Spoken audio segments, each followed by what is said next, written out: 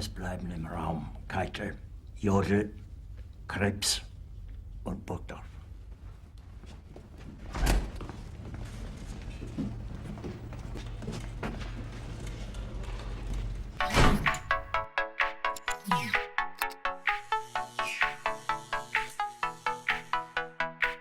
Yeah, folks, if you're a fanboy that doesn't like criticism of Tesla or any kind of faulting or blaming, like I said, you may want to tune out this video and then come back for my other ones where I talk about Tesla more in a rosy light.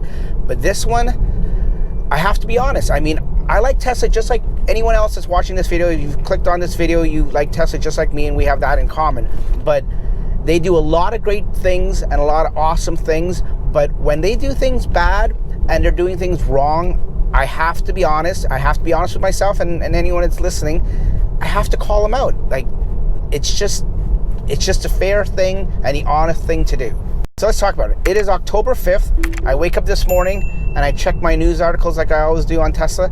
And the one thing I see all over the internet, and I'm not even talking like the Tesla or the EV news outlets. I'm talking like every news outlet that's not even Tesla or EV or car related. Talking about this brand new Tesla Model Y losing its roof while it's driving down a highway. And I just shake my head when I see that, because it's like it all goes back to the quality control and the quality of these Model Ys that they're putting out. Now, I know they had they had quality issues with the Model 3 and the S and the X and everything, but is it just me, or it's nothing to this extent like they're having with the Y? And when they had it with the 3, I know they had the production hell and stuff. When they had it with the 3, they didn't have it in this kind of longevity. Like, they had problems, they fixed it, they got over it, and they moved on. It seems like Tesla's having a big, huge issue with this one. I didn't know if the autopilot was going to stop for this stop sign. It was coming up on it pretty fast. They need to really get their stuff together. Okay, I get panel gaps, and I've talked about panel gaps before. I don't care about panel gaps. I never even knew about panel gaps before I became a Tesla owner. I mean, I knew of them, but I wasn't concerned about it. I didn't hear anyone in the industry making a big deal about them. Not as much as Tesla, the Tesla world, making a big deal about panel gaps. So panel gaps aside, then there's like fit and finish, stuff falling off, stuff squeaking and stuff like that. I get that. Growing pains, and when they were first rushing production and stuff like that. They just finished a quarter where they did 139,000, almost 140,000 cars delivered. Now I know why, because they're rushing, and I said this last time, I think it was Q2 or Q1, they're rushing these cars out the door, and they're not worried or concerned, it seems like, with quality. Like, I mean, this has now become something from just a quality issue and like panel gaps and fit and finish and the look of the car and aesthetics and everything, to a safety issue. When a giant piece of glass that probably weighs 200 pounds, I'm guessing, I don't know, don't correct me, I'm sure you'll comment down below how much it actually does weigh. When it's falling off your car, flipping in the air and crashing down on the highway, like it doesn't say in this article or in any of the articles I read, I had to stop reading it after a while because they were all the same. But it doesn't say what happened, the guy that posted this, doesn't say what happened to the glass. Like, obviously it must have fell on the ground and shattered into pieces, or shattered and was still one big piece because it's that safety glass, like a windshield type of thing. But I don't know if it's the double pane, but anyways, it could have killed someone. That giant pane of glass, it's at least 3 by 4, if not larger, that could have killed somebody behind or beside them when it flew off. And that's what concerns me. Yes, it's bad fit and finish and quality, but it's a safety issue now. And this is why I think all these media outlets are picking up on it, because, yeah, you know, sometimes people say even bad publicity is good publicity. Well, no, I don't. Not in this case. This could really hurt Tesla. And you know what? They need all the help that they can get. I mean, they're doing great, don't get me wrong. Star Quarter, an amazing Star Quarter and everything. They're doing good. But this, with all the media outlets picking up, and it'll only be a matter of time till the mainstream media picks up on this.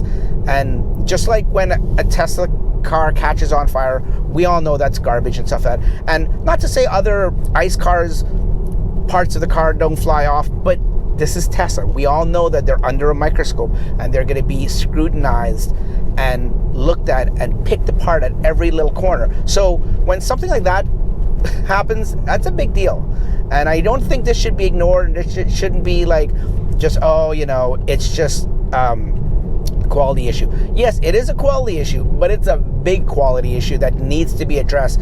Something needs to be done. Like in one of the articles, somebody was stating, and I totally agree, if I was someone working at Tesla, like whether at the Fremont factory that put this car together, or even at the service center when this guy has to take his car in because now he's got a convertible, which he didn't buy a convertible, I would be embarrassed.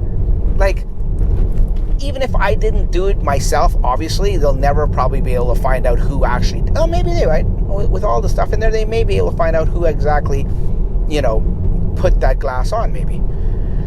And they, not say they should be fired or hung up, or I'm not getting pitchforks out, but they need to be spoken to, and this needs to be addressed, and this needs to be, going forward, this needs to not happen again, because I think it's just a sheer miracle that nobody died in this or was seriously hurt in this incident, but it could have easily happened, and we don't want this kind of stuff happening again. So I would be embarrassed, just from a point of view that I represent Tesla and I'm receiving that car when it comes into the service center, and it's not a good look. It's not a good look for a Tesla community, or it's not a good look for the international community, or just the whole car, going over railroad tracks there, a whole car industry altogether. Like the big three or any of those big other companies will be saying, oh, look, Tesla, they had a glass roof fall off their car.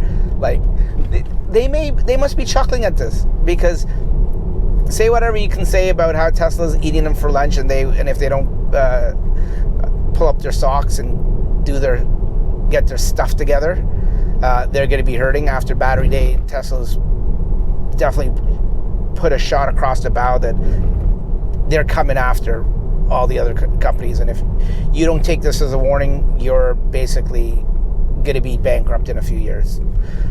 Anyways, I digress. What I'm trying to say is these companies would be laughing and thinking, you know what, this kind of Mickey Mouse stuff shouldn't be happening. And that's exactly what it looks like. It looks like very Mickey Mouse-ish.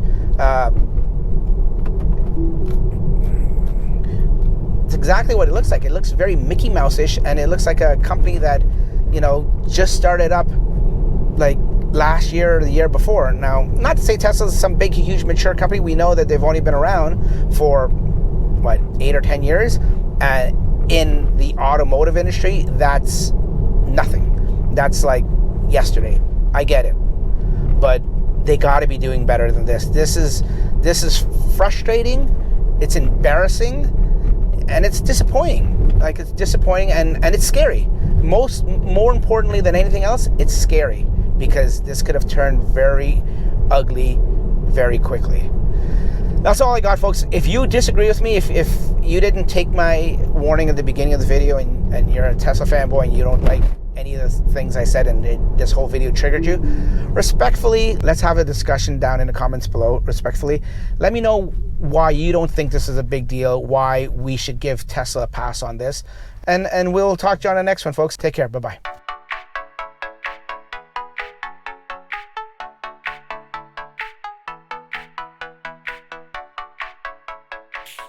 Yeah.